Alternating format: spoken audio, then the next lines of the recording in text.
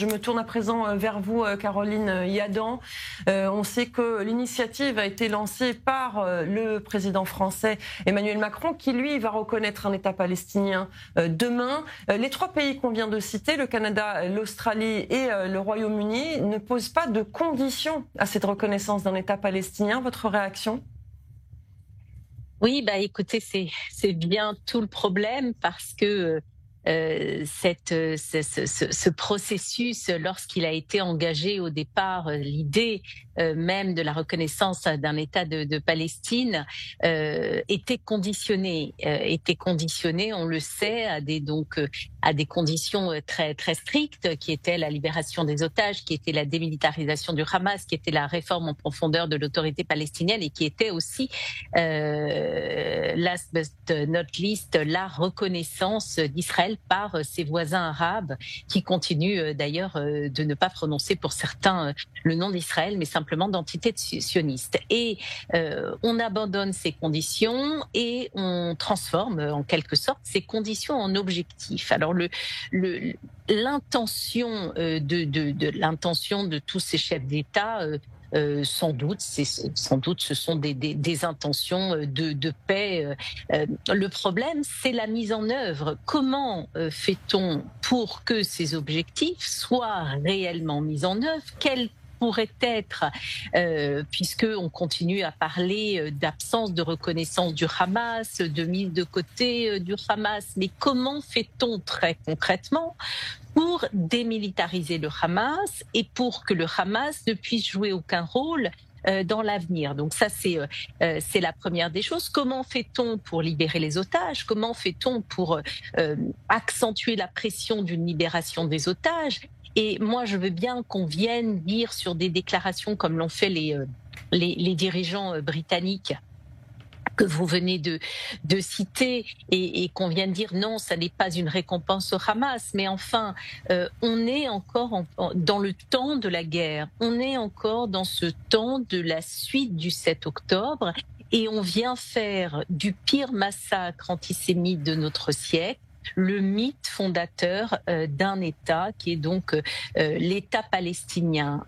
Donc il y a en quelque sorte un grand décalage entre ce qui est annoncé, c'est-à-dire ce désir de paix, ce process qui pourrait amener à la paix, d'ailleurs sans même qu'Israël intervienne, sans l'intervention du principal concerné, du pays principal concerné, c'est Israël.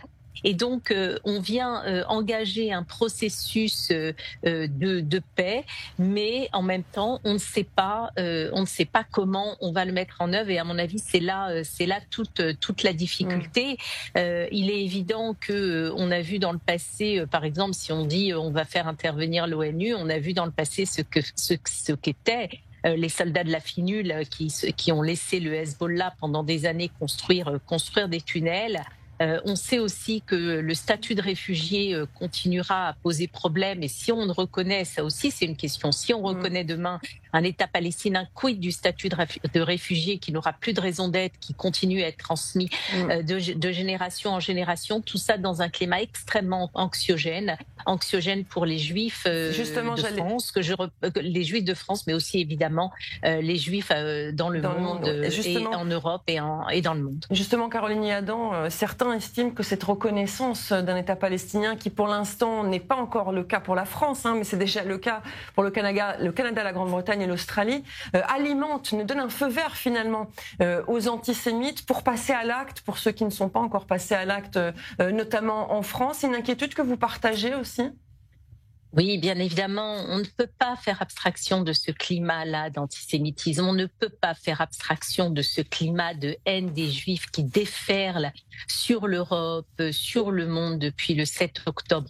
On ne peut pas faire comme si le drapeau palestinien était un symbole de paix. On ne peut pas faire comme si était juste un symbole de paix, ce qui n'est pas le cas. En fait, le drapeau palestinien aujourd'hui, il représente malheureusement un signe de ralliement contre Israël, un signe de ralliement de haine d'Israël, de haine obsessionnelle d'Israël, et puis d'essentialisation et de stigmatisation des Juifs et des Israéliens.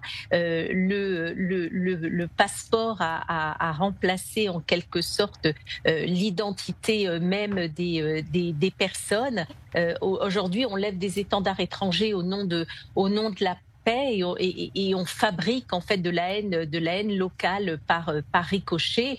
Donc oui, c'est une fracture supplémentaire et c'est donner un blanc-seing à cet antisémitisme qui est devenu un antisémitisme cool en quelque sorte, comme si on avait le droit d'haïr les Juifs au nom du progressisme et au nom justement de cet État palestinien.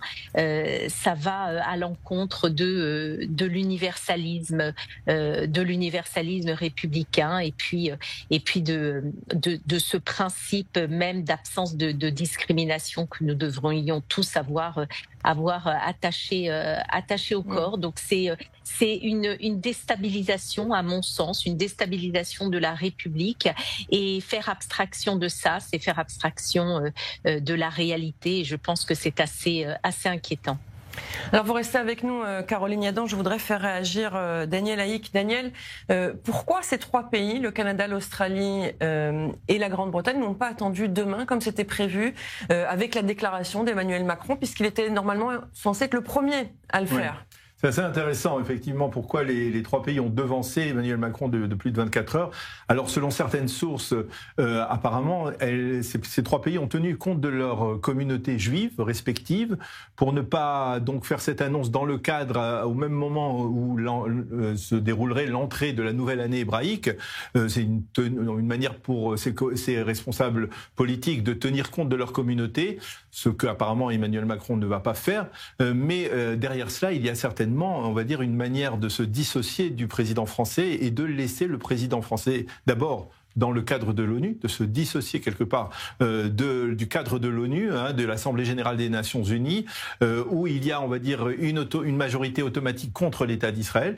Et puis il y a cette manière de dire, on va peut-être se démarquer d'Emmanuel Macron, qui n'est pas aujourd'hui, on va dire, particulièrement populaire, on va dire même en Europe, et de le laisser avec d'autres pays. Je dirais quelque part, Emmanuel Macron va reconnaître un État palestinien, certes, avec le Portugal et la Belgique, mais aussi avec des pays comme Andorre, comme Saint-Marin. Alors attention que je vous coupe, parce que je connais bien la Belgique, comme vous le savez. La Belgique, il y a deux conditions. Il y a deux conditions. C'est la fin du Hamas et le retour des otages. Alors là, donc, en fait, effectivement, les Belges posent des conditions, c'est pas exactement, vous faites bien de le préciser, mais par exemple, ça laisse Emmanuel Macron avec derrière lui quelques petits canards boiteux, enfin des petits États qui ne sont pas les États les plus importants de l'Europe. Je disais Andorre, Saint-Marin, Malte, peut-être aussi le Luxembourg, et je demande à mes amis du Luxembourg de me pardonner. Ce ne sont pas les grands pays qui, et donc ça place encore Emmanuel Macron en porte-à-faux par rapport aux grands pays anglo-saxons que sont le Canada, l'Angleterre et la Grande-Bretagne et l'Australie. Et peut-être qu'il y a aussi derrière cela des pressions aussi de la part des Américains qui sont en toile de fond aussi de toutes ces démarches. Tout ça, c'est important. Ce que on peut souligner, c'est que il y a déjà plus de 140 pays qui ont déjà reconnu l'État d'Israël, l'État de Palestine. Et tout cela, le mot-clé dans cette affaire, c'est virtuel. Tout est virtuel aujourd'hui. C'est une déclaration, ce sont des déclarations virtuelles. C'est pas par hasard que le Premier ministre britannique a fait ses déclarations sur X, sur les réseaux sociaux, pas de manière solennelle. On est dans le virtuel et demain matin... dans le symbolique, mais ça peut avoir des répercussions. Voilà, on est dans le symbolique, il y aura peut-être des répercussions, mais en tout cas, on est essentiellement dans le virtuel. Alors, le Royaume-Uni fait partie de ces pays à avoir reconnu aujourd'hui l'État de Palestine, une annonce qui est loin de faire l'unanimité dans le pays. On en parle avec Laura Calmu, notre correspondante à Londres. Bonjour Laura. Selon un sondage publié aujourd'hui, 90% des Britanniques s'opposent à cette reconnaissance d'un État palestinien sans condition préalable.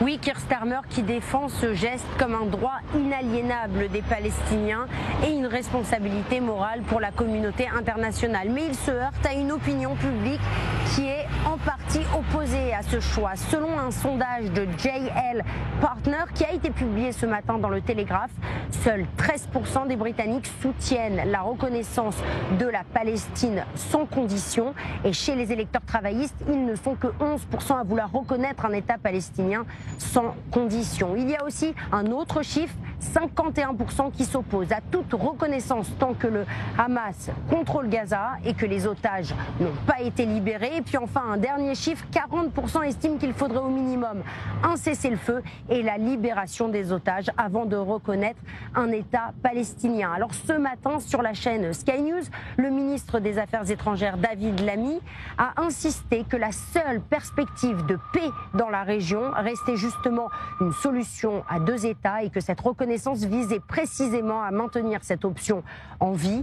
Mais les critiques sont fortes. Il y a d'un côté les familles d'otages qui dénoncent une récompense pour des meurtriers et aussi la chef du Parti conservateur, Kemi Badenoch, qui parle de récompense au terrorisme.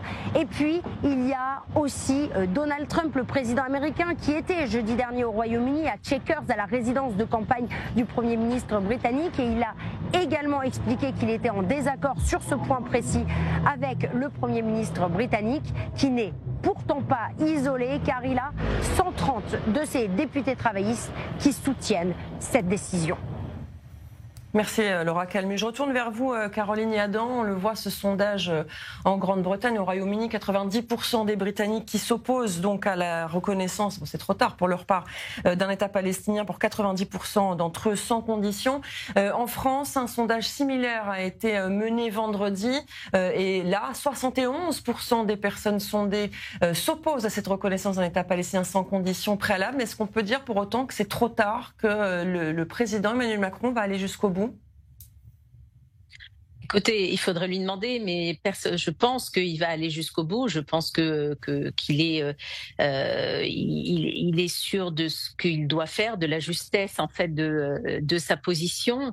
Moi, j'ai l'impression que c'est, comment dirais-je, en fait, on ne parle pas de la même chose, qu'on n'est pas forcément sur la même longueur d'onde, parce que une fois qu'on aura reconnu et une fois qu'on aura la résolution d'ailleurs a d'ores et déjà été signée, on fait comment, par exemple, puisque dans la résolution, dans le texte, vous avez des engagements pris par Mahmoud Abbas avec la lettre qu'il a fait parvenir au président de la République. Et dans ces engagements, il y a notamment une réforme en profondeur avec la suppression de la politique de paix forcelée, avec la réforme des manuels scolaires palestiniens.